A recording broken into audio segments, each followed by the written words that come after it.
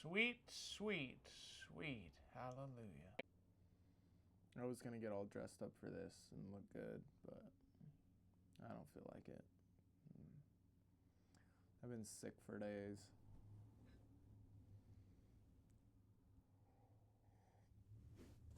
Been sick for days. And that doesn't help being a little bit sick in the head, just in general. So here we go. I get to bless your life.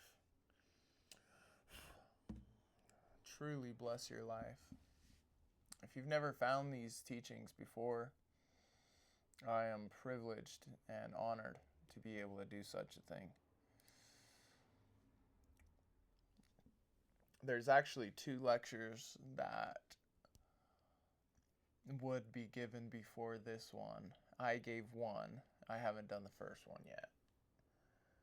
But I think they're better as you go along. But I will get the first one soon.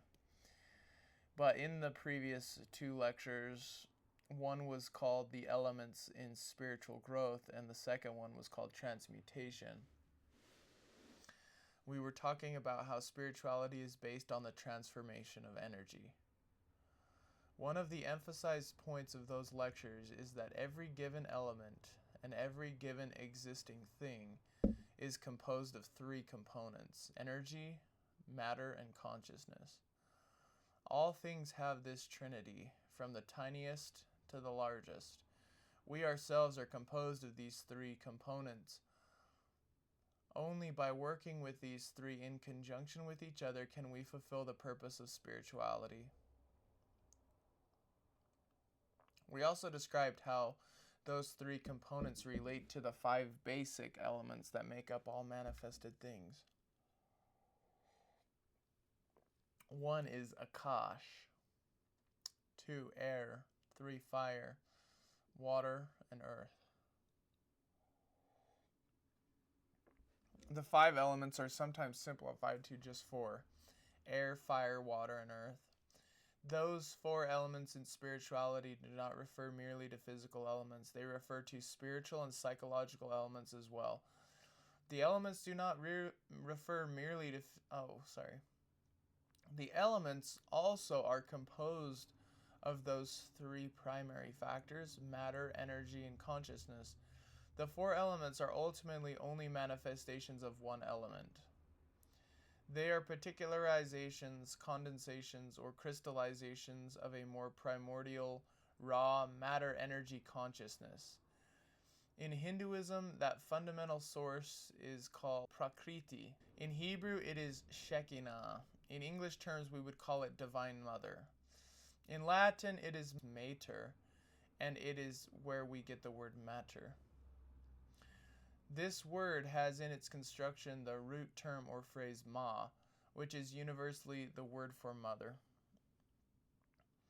The 4 elements, air, fire, water, and earth, are particularizations or condensations of the body of the mother nature: ma, mater, ama, mother, matter. These are all the same thing. Our physical body is a very gross level or dense level of the condensation of these 4 elements that emerged into existence because of a physical mother. But that ability for that physical body to exist, even though it is composed of these 4 elements and they came through a physical mother, is only possible because of a cosmic mother, our individual inner mother, she who gave us these forces and energies to work with. That primordial source can also be called Kundalini in Sanskrit. But we have to understand the use of that word Kundalini, because in us it is not active. It is latent. It is asleep. This is why Kundalini is depicted in ancient religions as a sleeping serpent, a force that is not yet activated, not yet awakened. But it is the very power or energy of the Divine Mother, and this is why she is always represented with a serpent. My particular favorite representation of that force is the Divine Mother Athena, or Minerva, whose symbol is the serpent. She wears a serpent, and she and she commands the serpent, and oftentimes you see her with a serpent in her hand. That serpent represents the power of nature, her power. That in us is asleep, not yet activated. That power is the Ouroboros, the serpent eating its tail. It is the cyclical power of nature, which, as the root of all things, can be found in all things, but particularized in different ways. Unfortunately, in us, that energy has been dispersed, misused, and has elaborated what in Greek symbolism is represented as the opposite of Athena. In Greek mysteries, that opposite is called Medusa, which still begins with Ma and M and Ma. Medusa is a woman who fell from purity because of pride, vanity, and lust. Thus, that single serpent becomes many. The same duality of the serpent force can be seen in other religions, such as related to Moses in the book of Numbers. Because of the ego, the single serpent of the Divine Mother becomes multiplied, symbolized as the serpents on her head. Her horrible power is to turn her victims into stone, into earth. In other words, the power of the Medusa is to crystallize the ego. The power of Medusa is the same power of the Divine Mother, but inverted. She turns the heroes into stone, into earth, just like the wife of Lot in the Bible, who looks back at the degeneration in her past of Sodom and Gomorrah.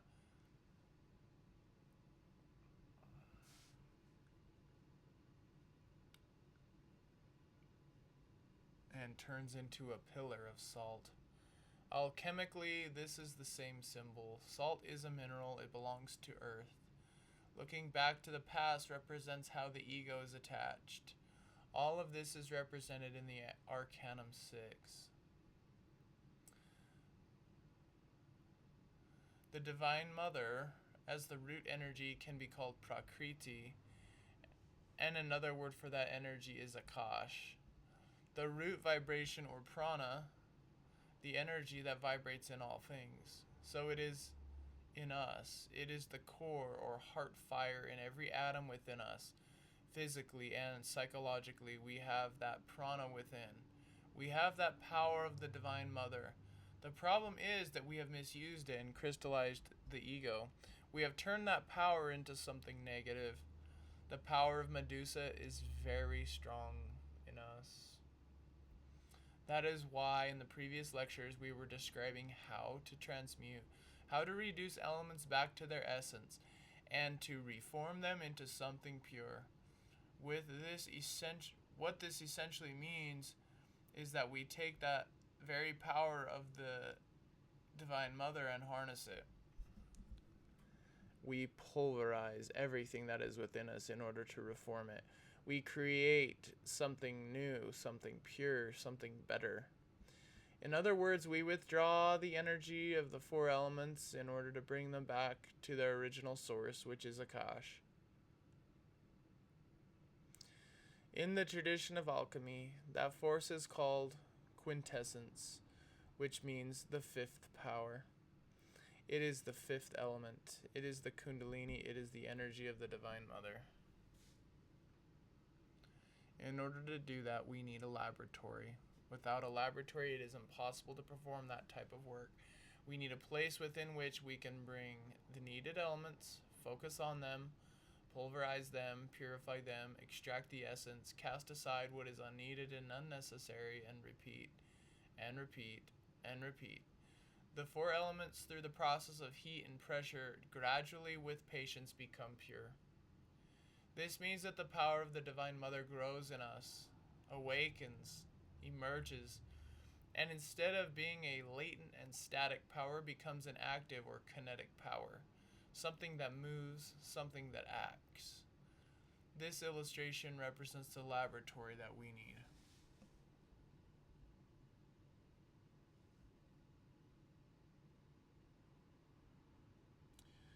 This illustration was designed by an alchemist Kabbalist from the 16th century named Heinrich Kunrath. He was a great alchemist and a great Kabbalist, a Christian Kabbalist.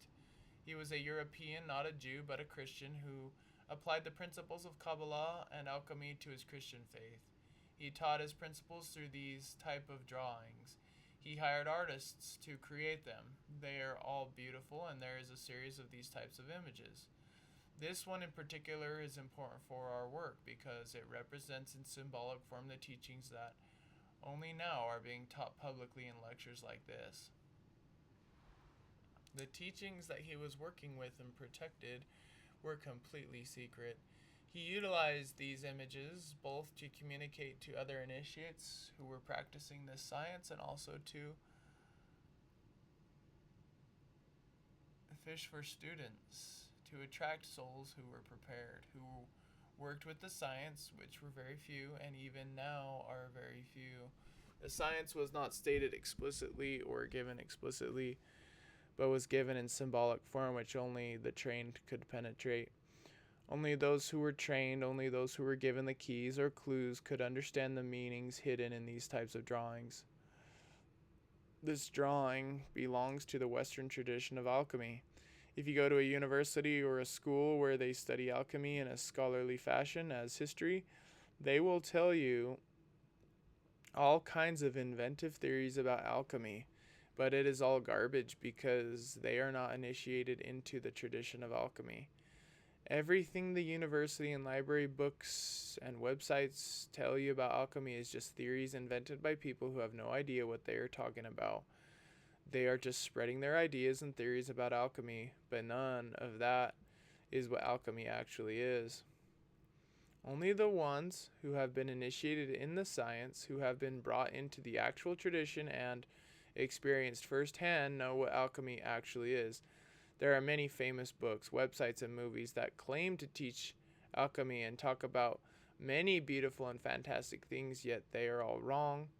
Their theories can be very beautiful, very compelling, and move your heart, but be completely wrong. Alchemy is a science to access the power of the Divine Mother herself, which is a divine power. It is not given to the profane. It is not given to those who simply are curious, ever. Even now, in these times in which the teachings are being openly revealed, the actual access to the power is still restrained.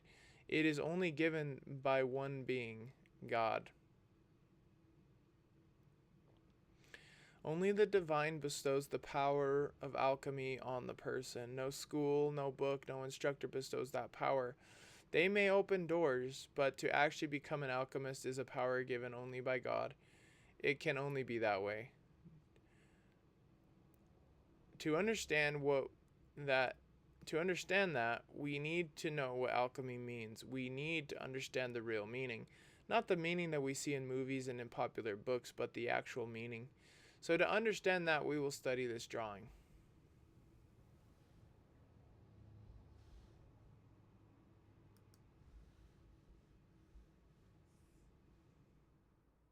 Regarding real alchemy, a guy by the name of Samael Onweor said, "We need to transmute the lead of personality into the into the gold of spirit.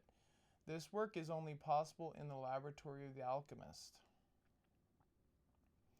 Probably the most popular statement that people make about alchemy is that it supposedly was just a farcical belief of a bunch of clowns running around Europe claiming to have the ability to transform crude metals into pure gold. Without question, there were many such clowns.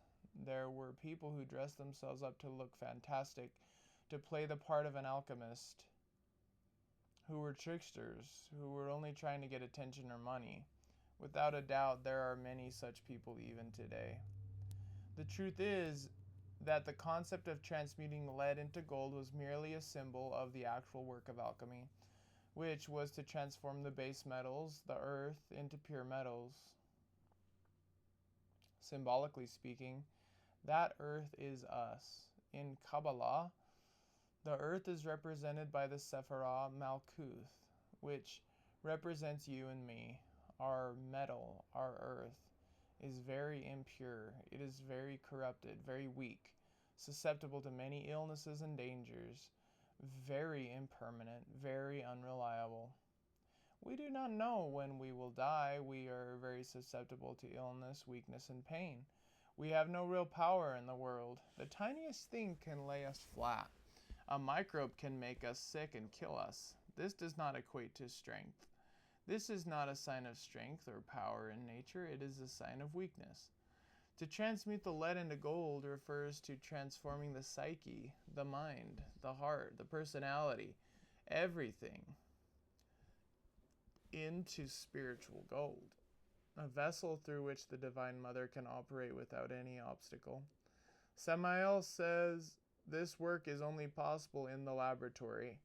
Naturally, over the centuries, those who have been curious about alchemy, who have wanted to make gold so they could become famous and rich, have made themselves many laboratories and tried to reproduce the teachings of the alchemists physically by crafting all sorts of fantastic vessels and objects and ovens and limbics and many type of tools that they've gathered together, and as a result we have now our modern science of chemistry. What we have now today as chemistry came from alchemy. You see, the words are very similar. But the difference between chemistry and alchemy is that chemistry has lost the first two letters, al, A-L. If you know Arabic, you know what that means. If you know Hebrew, you know what that means. Al, El, means God. Alchemia means to fuse with God, to bind, to merge, to become one. Modern chemistry renounces divinity, Al. Modern chemistry has created some useful things. We do not deny it, but no chemist is an alchemist. We see here in this image the typical representations of alchemist laboratories that have been mimicked and celebrated for centuries in the West, as many foolish, greedy people have wasted their lives attempting to create gold from lead, studying ancient texts, pouring their fortunes into futile pursuits. What we need as a laboratory is not this type of laboratory. The type of laboratory we need is revealed in the next image.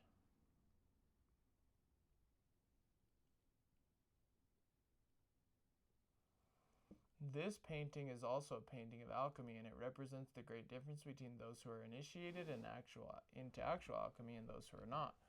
This image shows an alchemist in the center in his robe who is observing an angel, a woman. She is seated in a very strange-looking tree, and behind the alchemist is a building. And inside the building we see one of those alchemists' laboratories filled with all sorts of strange vessels in an oven. This image shows the difference between the materialists, the curious, the skeptics, the chemists, who play with physical matter as they pursue their greed, as they pursue their lust, envy, and pride, attempting to play games with the matter of nature, the energy of nature, while ignoring its consciousness. That is represented in that mechanical laboratory in the back. That is why at the bottom it says opus mechanicus, the mechanical work, physical work, literal work, the spiritually useless work. On the left, we see a woman, an angel, a cherubim, who has her head, a seven-pointed crown, and has under her hips a fire. That is the fire of the divine Mother Nature. That is Prana, Akash, Kundalini. She represents nature, who here is revealed to the eyes of the alchemist, who looks her directly in the face and knows who she is, and bows his head. But you see that his hands are hidden from view because the work that he is performing is not visible to the uninitiated. His right hand is hidden, his left hand is hidden, enclosed in black. The work of alchemy has always been done in darkness, hidden from the eyes of those who are uninitiated.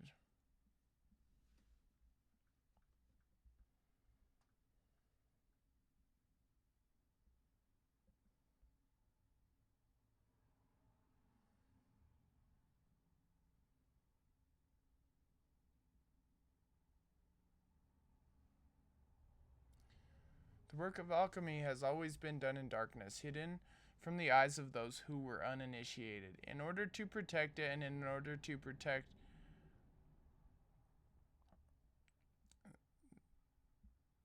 the uninitiated, because those who play games with this type of teaching can cause great harm if they are not properly prepared.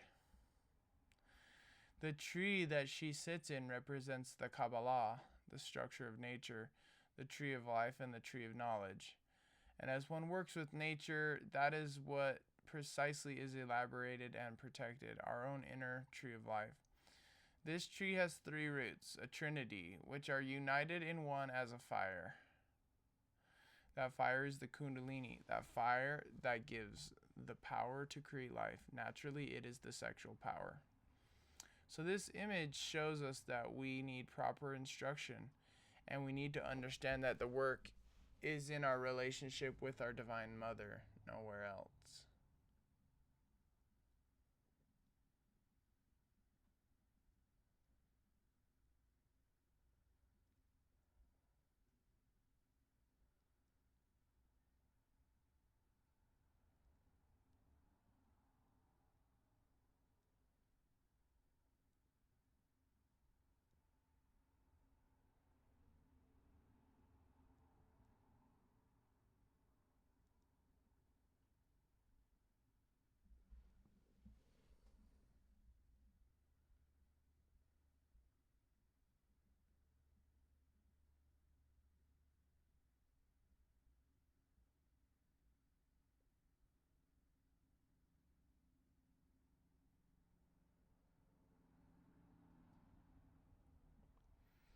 This image is from an ancient book called Mutus Liber, which means the mute book or silent book, and it illustrates the principles of alchemy.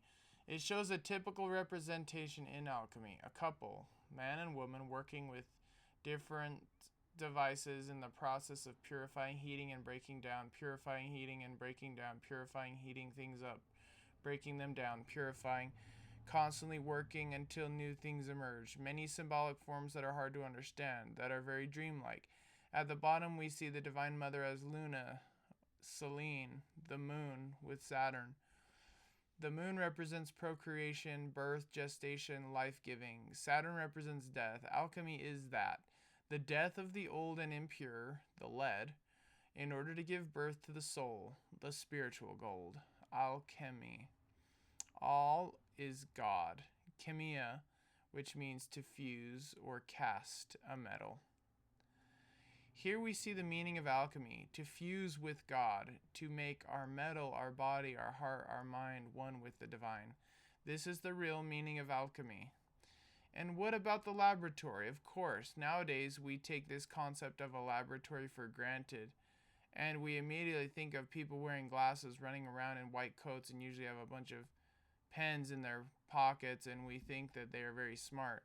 Nowadays we treat scientists like priests, as if somehow they are better than other people, or holy, as if they know more than the rest of us. But really, the so-called scientists did not invent science or the laboratory. In fact, the whole concept of science and the laboratory came from the tradition of alchemy. Furthermore, all of the historical scientists were alchemists. Newton, Galileo, even Einstein knew what real alchemy was. Because of the way by the mercurial principle may be impregnated, has been thought fit to be concealed by others that have known. There's a quote from Isaac Newton. Because the way by the mercurial principle may be impregnated, has been thought fit to be concealed by others that have known it, and therefore may possibly be an inlet to something more noble, that is not to be communicated without immense damage to the world, if there be any verity in Hermetic writers. There are other things besides the transmutation of metals which none but they understand. Isaac Newton. The word laboratory actually means something different from what we think it means. It comes from Latin laboratorium. The first part, labor, means to exert with hardship, pain, and fatigue. A work of labor, something difficult, something that is not easy, without question. That applies to the Gnostic work. It is very tiring work, a very exhausting work. It requires great exertion, toil. It engages much hardship and causes much pain. It is not pleasant, but it is worth it. The second part is oratorium, which means a place of prayer. So the laboratorium is a real laboratory is a place of prayer and work. Without prayer or labor there can be no alchemy.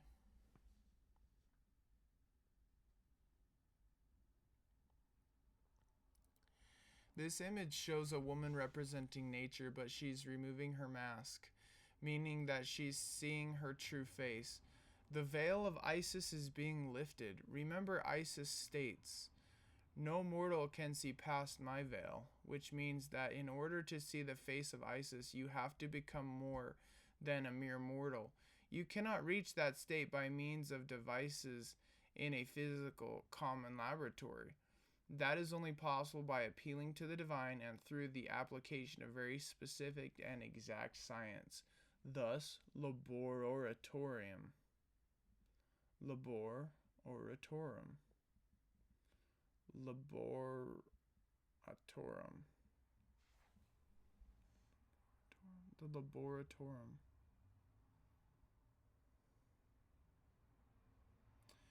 The image of the alchemist's laboratory was drawn by an artist for Heinrich Kunrath. He did not draw it himself. He gave instructions to the artist who drew this based on those instructions. It is filled with cryptic messages, and we do not have time in the context of the lecture to explain all of them. But I want to point out some of the important ones because they help us understand the teachings of alchemy.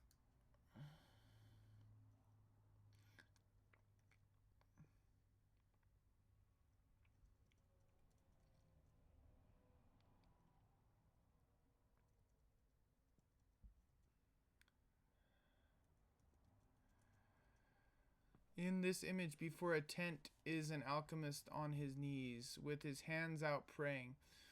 The tent is very much like the tents used by the Israelites when they were out in the wilderness. Inside the tent we see a table, and on it are many sacred books, but of great significance here is the posture of the alchemist. Nothing in this image is accidental, it is all purposeful.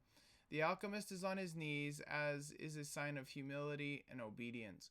It is a representation that in order to engage in the real work of alchemy, we have to bow before the will of God, not acting from our own will, but doing what is required of us by God. His outstretched hands form a crucifix. This is a complete relinquishment of personal will. This represents the full and complete sacrifice of oneself on the cross. This is to be crucified on behalf of others. This is to die in order to serve. The alchemist here is representing that the basis of the work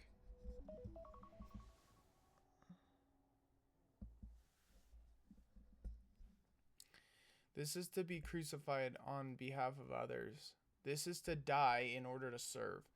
The alchemist here is representing that the basis of the work is prayer, obedience, and devotion.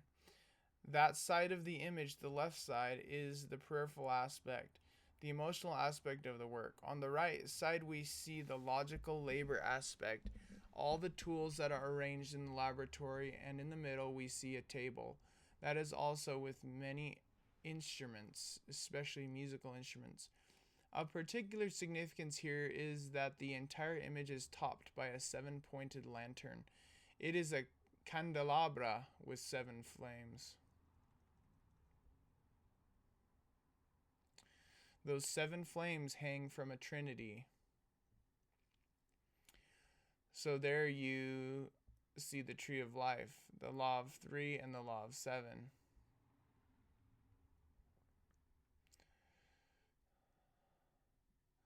Those are the forces at work that we need to harness, the 3 and the 7.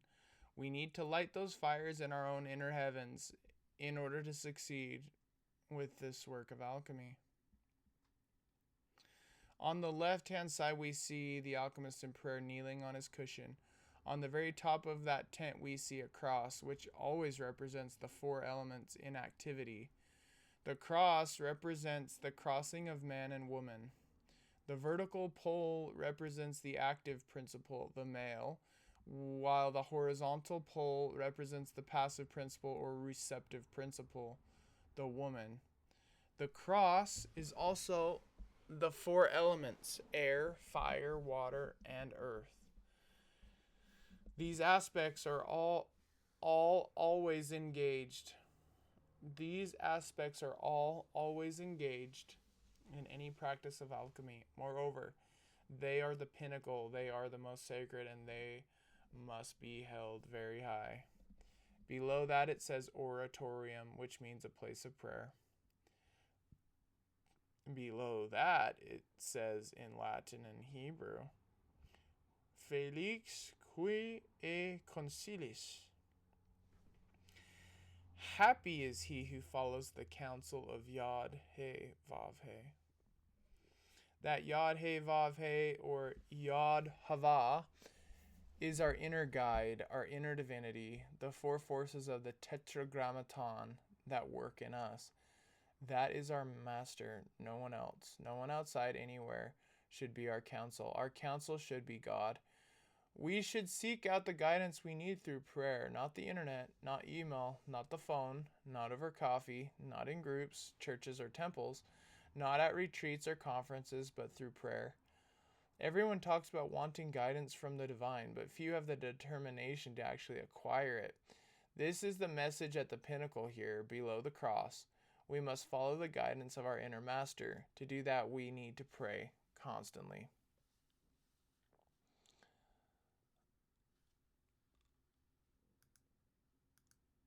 Under that, in Hebrew, it says Ha Kamael, which means the longing for God.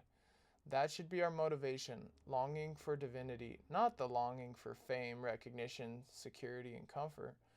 The longing for God at any price, at any cost. We can withstand any suffering if we hold fast to that longing for God. If we remember our being, constantly focusing our attention on that divinity, we can withstand anything.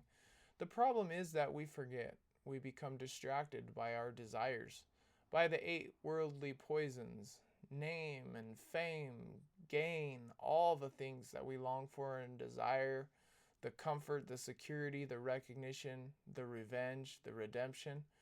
That is why we suffer. If we really hold fast to our prayer, to the remembrance of divinity, to that devotion, we have a place of solitude, of solace, which is here, this area of prayer. Burning inside of this tent is a single flame. That is the flame of the heart.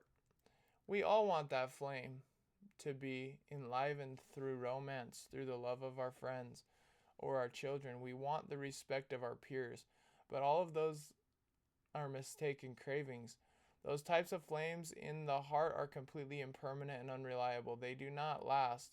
They cannot last. The only flame that can burn in your heart that can last and can actually give solace to the consciousness is the love of divinity.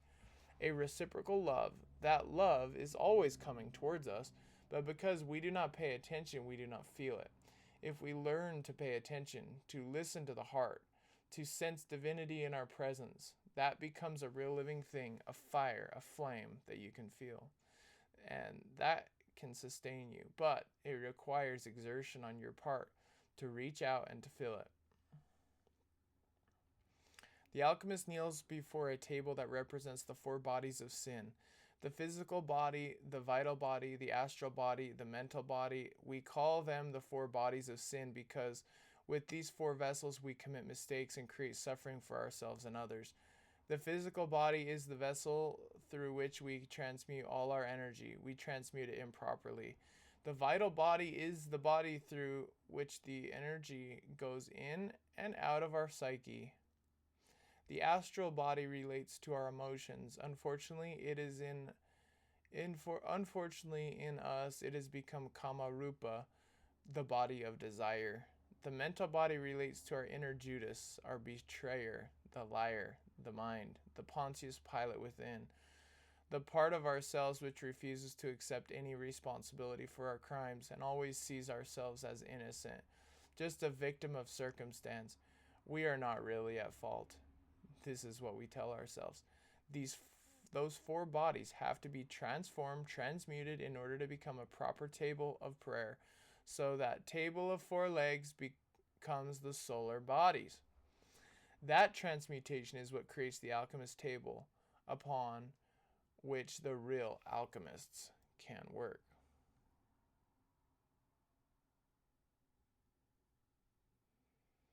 The real alchemist is our inner being. Let me stop there. Failing to realize is that those problems are exactly what we need. Those problems are the activity of those elementals within us and outside of us that are bringing a great deal of energy, that if we are smart, we will harness that and transmute it into something beneficial. I will give you an example. If you are in a circumstance when you have to be very close to someone who is criticizing you behind your back, this can be very frustrating and it can build a lot of resentment in you unless you learn how to transform it. What would be the right way to transform that? Firstly, you can only transform it if you are cognizant of it and aware of it. If you are just being mechanical the way you always are, you will just build a lot of resentment. You will become angry with the person. You will start treating them badly. You will ignore them. You will intentionally do things to create obstacles for them.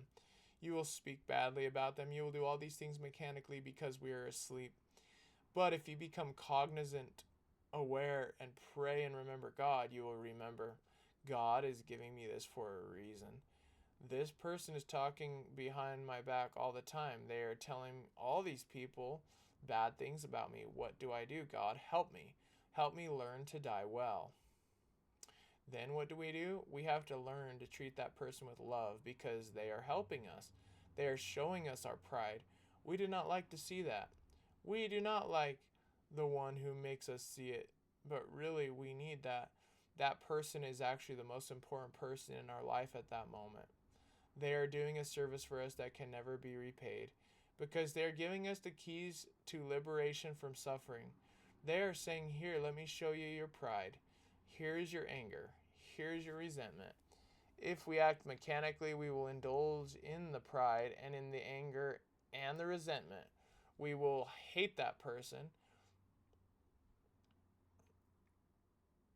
and we will deepen our suffering and waste the opportunity. If we are cognizant, prayerful, learning to die well, then we can see this person and say, they are really doing me a favor. Look at my pride. Let me feel that. Let me see it. Let this be the last time that I suffer with this pride. Let it die. And then we can respond to that person with kindness, with gratitude, and with love. What will happen to that situation? It will be transformed completely. And this is the type of attitude we need to generate in all of our circumstances. This is how we will take advantage of the energy that the elementals put into motion. Our innermost being is orchestrating all the circumstances of our life in order to put these things in our face. And that happens with the help of the elementals inside of us and around us.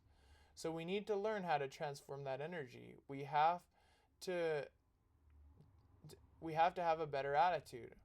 Learn to accept with gratitude all of the unpleasant manifestations of our fellow men and women. Receive them gratefully because they are the keys to our awakening.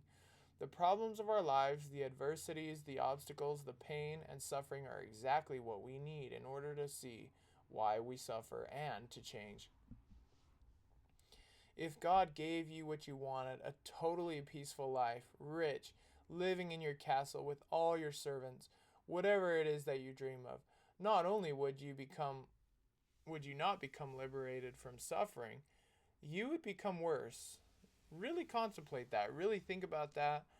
When those desires are emerging within you, really think about that. Like, if I got that really, honestly, would I become better?